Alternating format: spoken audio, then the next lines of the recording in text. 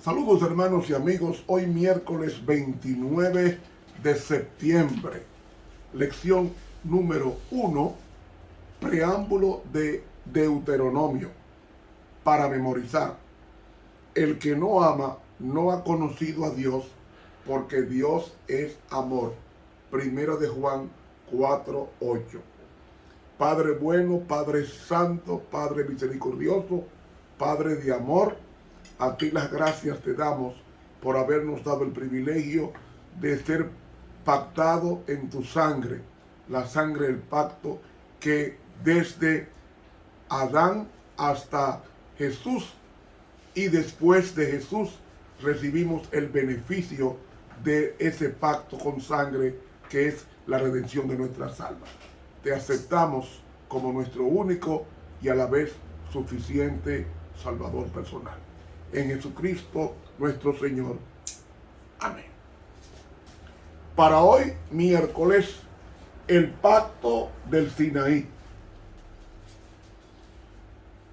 En una ocasión tuvimos un estudio sobre el pacto en este mismo año.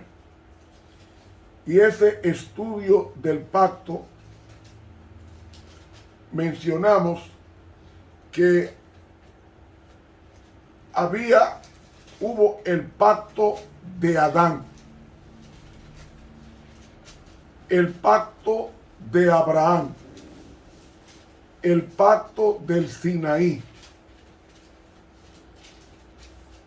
Y también hablamos del pacto davídico.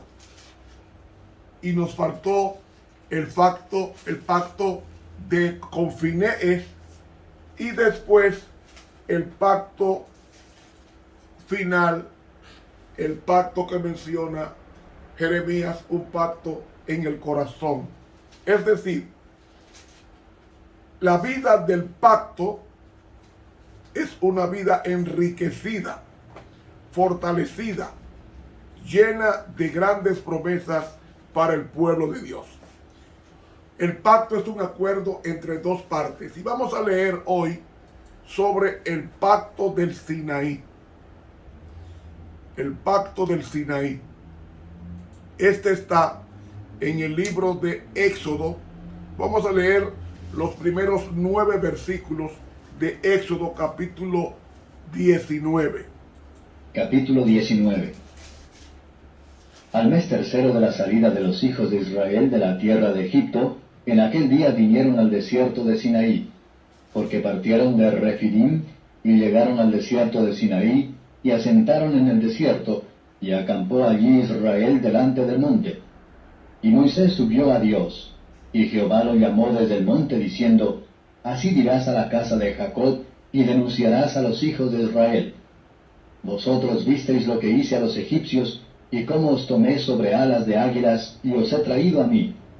Ahora pues, si diereis oído a mi voz, y guardareis mi pacto, vosotros seréis mi especial tesoro sobre todos los pueblos, porque mía es toda la tierra. Y vosotros seréis mi reino de sacerdotes y gente santa. Estas son las palabras que dirás a los hijos de Israel. Entonces vino Moisés y llamó a los ancianos del pueblo, y propuso en presencia de ellos todas estas palabras que Jehová le había mandado. Y todo el pueblo respondió a una y dijeron: Todo lo que Jehová ha dicho, haremos. Y Moisés refirió las palabras del pueblo a Jehová. Aquí nos detenemos. Vemos que desde el capítulo 19 hasta el capítulo 24 está el pacto de Moisés, el pacto del Sinaí. El Sinaí era un monte, o es un monte. Hay 3 montes que se presume que son el monte Sinaí. Para mí el más aceptable para mí es aquel monte que tiene 6.540 pies de altura. Y Moisés subió al monte sin soga, sin aperos, sin pico, sin nada.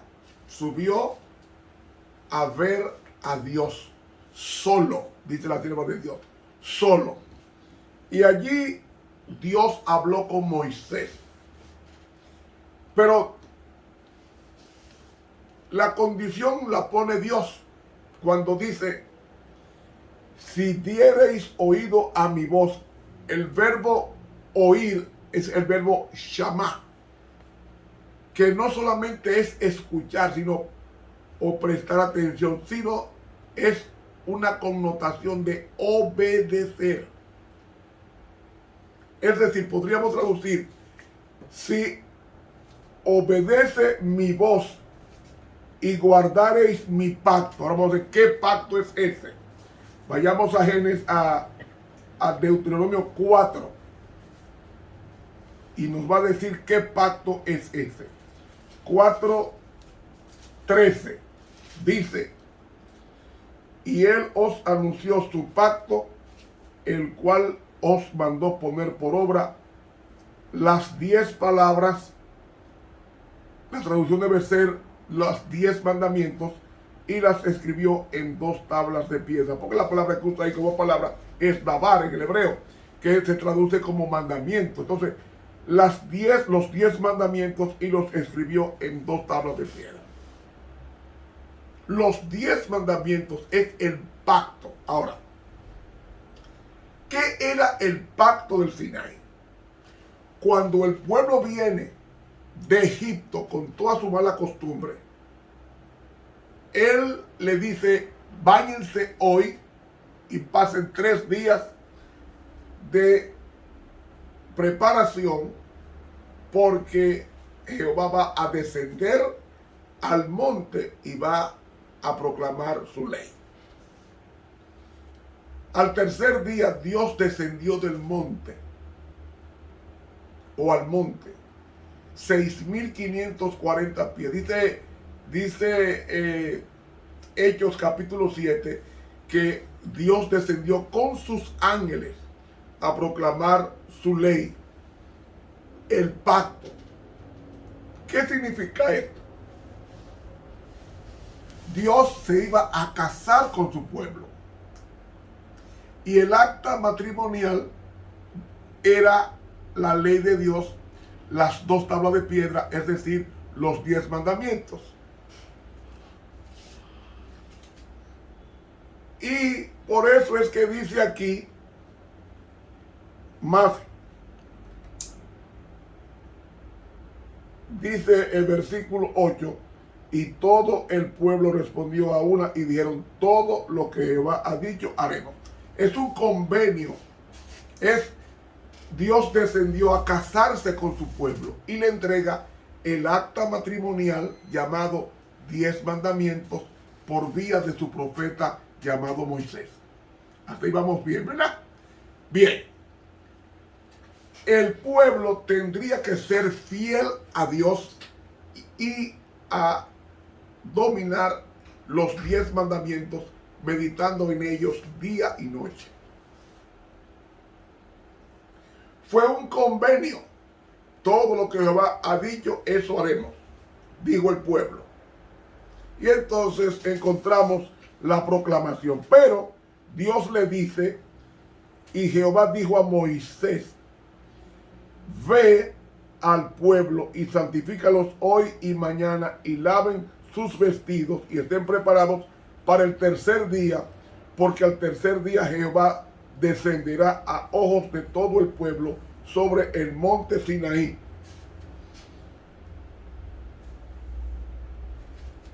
Y cuando Jehová descendió en la proclamación, fue una teofanía, una manifestación del poder de Dios, porque dice el versículo 16, y aconteció al tercer día, cuando vino la mañana, que vinieron truenos, relámpagos y espesa nube sobre el monte, y sonido de bocina muy fuerte, y se estremeció todo el pueblo que estaba en el campamento. ¿Saben? El libro Patriarcas y Profetas, página 346, dice que Satanás y sus demonios estaban presentes en ese acto de matrimonio, de la proclamación de la ley de Dios. Y ante esa manifestación del poder de Dios, entonces dice el versículo 18 que todo el monte de Sinaí humeaba porque Jehová había descendido sobre él en fuego y el humo de él subía como el humo de un horno y todo el monte se estremeció en gran manera. La página 353 de Patriarcas y Profetas dice que se estremeció desde la base hasta la cima. Y entonces encontramos que la proclamación de los 10 mandamientos y la página 348 de Patriarcas y Profetas dice que todo el cielo observó esa escena del Sinaí. Y entonces dice en la página 352 que tanto Dios Padre como Dios Hijo y una multitud de ángeles estaban en el monte Sinaí en la proclamación de los 10 mandamientos, que era el pacto. ¿Para qué Dios dio el pacto a su pueblo? Repito, era el matrimonio. El acta matrimonial de Dios con su pueblo era la ley de Dios, los 10 mandamientos. Pero dice, si diereis oído, es decir, si presta atención a mis palabras, a los 10 mandamientos, seréis un pueblo especial más que todos los pueblos. ¿Por qué? Porque a través de ese pueblo Dios manifestaría constantemente su gloria en un lugar llamado tabernáculo del testimonio, que menciona en el versículo 6, y vosotros seréis mi reino de sacerdotes y gente santa. Es decir, Dios le mostraría a Moisés en Éxodo 25:9 una maqueta del santuario celestial donde Dios tiene asiento permanente. Y allí, desde ese lugar, se toman todas las decisiones que tienen que ver con el universo entero. Yo ayer estaba leyendo que se han contado 100,000 millones de galaxias. Y la que menos tiene 300 millones de estrellas o de soles. Imagínense que cada sol tenga 12 planetas. 12. ¿Y cuánto cabe en cada planeta? Póngale 7,000 millones. ¿Saben ustedes lo que hay? ¿Saben ustedes cuántas galaxias hay? ¿Saben ustedes qué representa esa galaxia?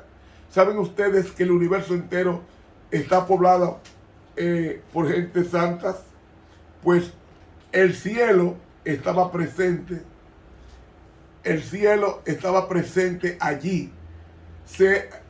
Los científicos hasta ahora han contado 100,000 millones de galaxias en el universo. 100,000 millones de galaxias. Y saben, lo menos que tienen son 300, la que menos tiene 300 millones de soles. Imagínense ustedes, amigos y hermanos, imagínense lo que esto representa de cuán poderoso es nuestro Dios. 100,000 millones de galaxias en el universo, todas pobladas, y la más cercana es la nuestra, la Vía Láctea. Y la Vía Láctea tiene 700 millones de soles. Y solamente hay un planeta, el planeta Tierra, y no sabemos cuántos más hay en esta galaxia, como también en las demás galaxias que pueblan el universo. Todas habitadas por gente santa. El único terruño que es impío es este. Pero en este terruño es donde Cristo, al comprar con su sangre, garantizó de que trasladará su trono del cielo a este planeta, para vivir con nosotros para siempre, como nos dice el libro de Apocalipsis, el capítulo 21, y también el capítulo 22. Entonces, el pacto de Dios con su pueblo Fíjese que lo puso en el ombligo de la tierra. Era en la metrópoli, el centro mundial de evangelismo para que el mundo conociera el carácter de Dios. ¿Y qué es el carácter de Dios? Su santa ley. Es más, en el comentario bíblico tomo 5, página 1105, nos dice que Cristo es la encarnación de la ley. Por eso es que la ley es inmutable y es eterna, porque Dios es inmutable y eterno. El mundo está como está porque ha pisoteado la ley de Dios, dice el profeta Isaías, que a lo bueno llama malo y a lo malo bueno. Es tiempo, Señor, de defender tu ley, porque la ley de Dios es una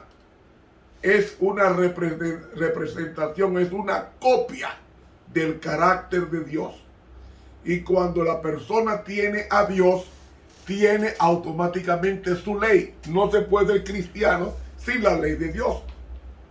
Y la ley de Dios tiene 10 mandamientos. Usted va a decir, no, pero cuando Cristo vino, Él resumió la ley en 2. No fue que la resumió.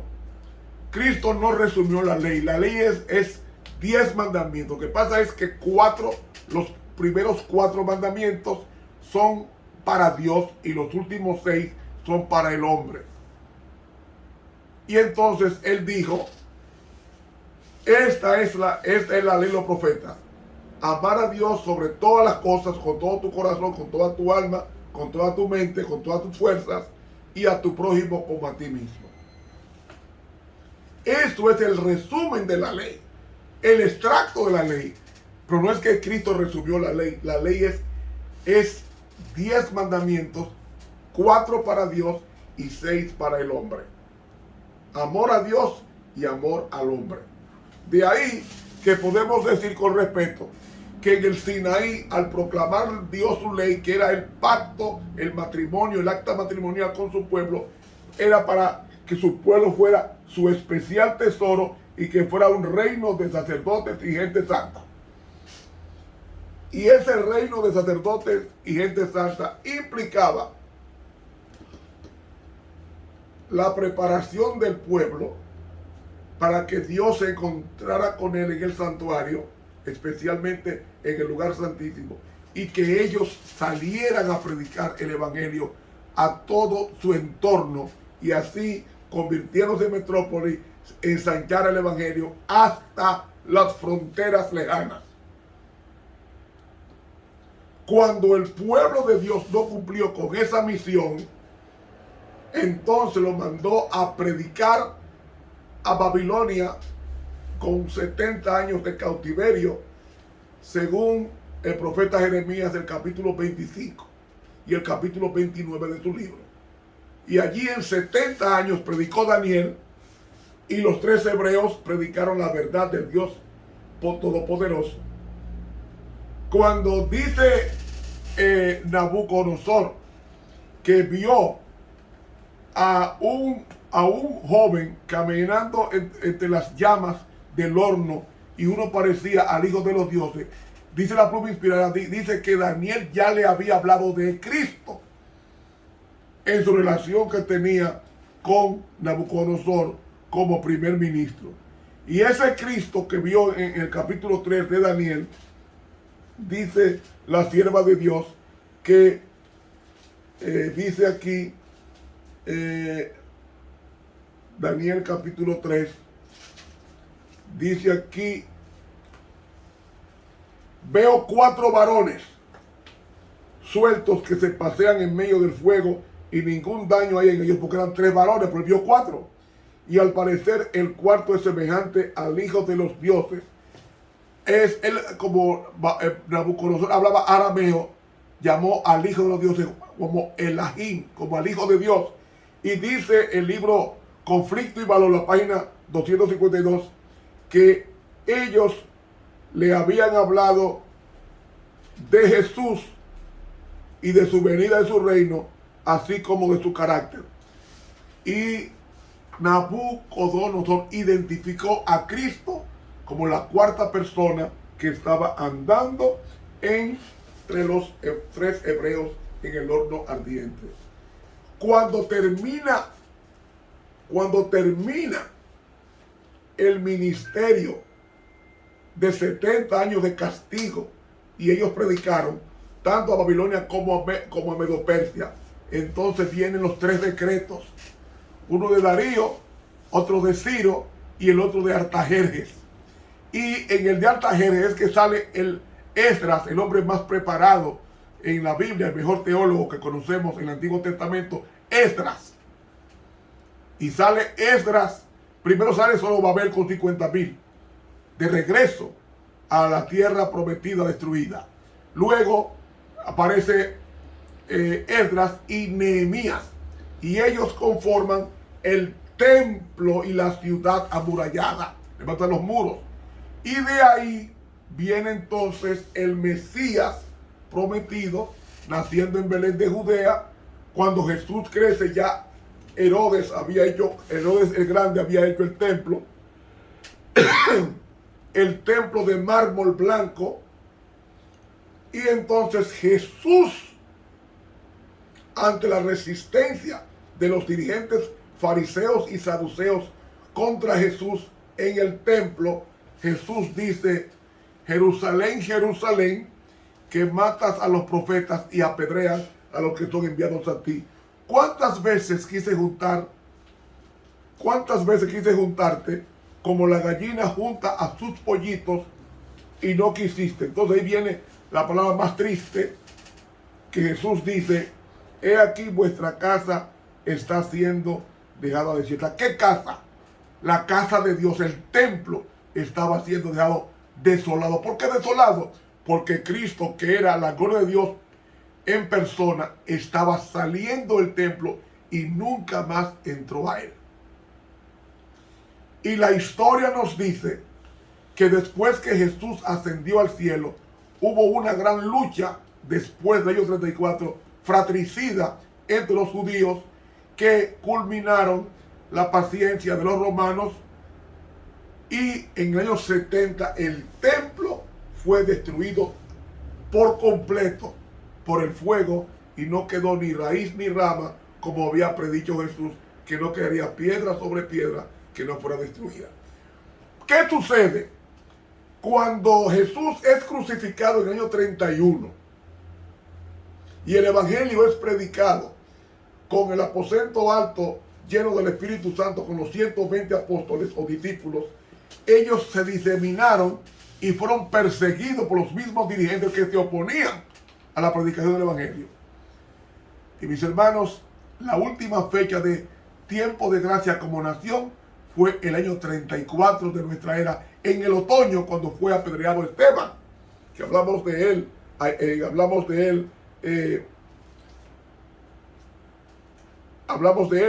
en esta semana. Y Esteban,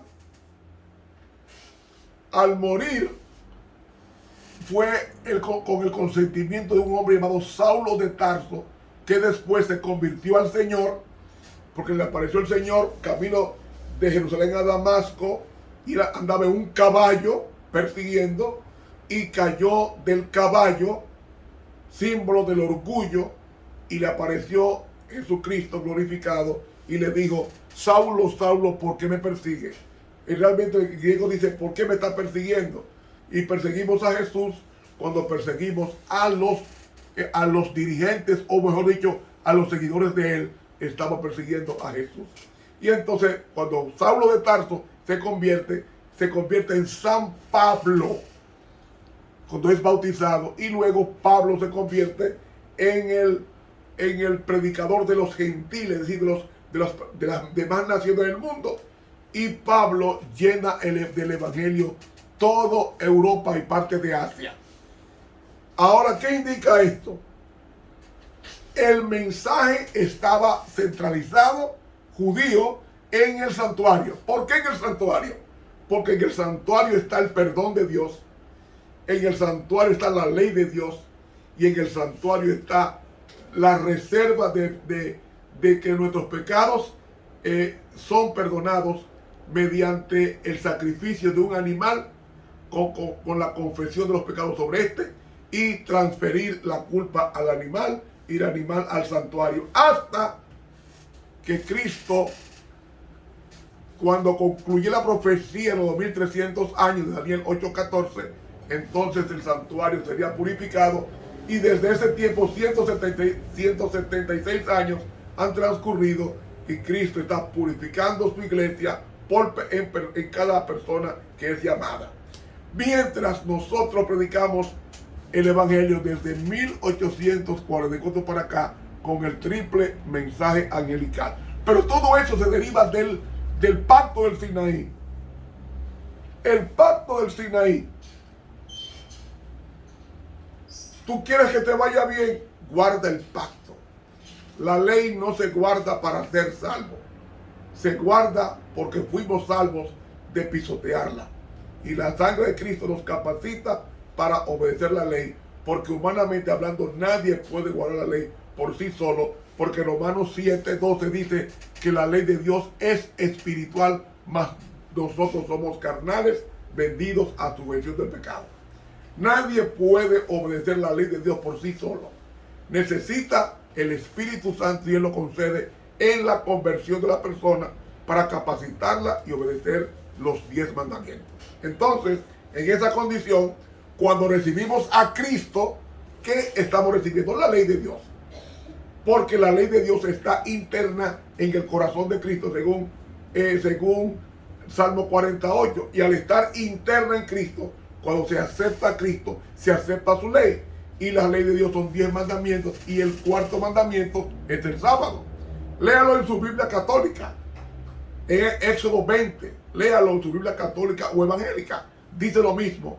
El cuarto mandamiento es el sábado. Por eso Cristo guardaba el sábado, porque estaba interno en el corazón de Él.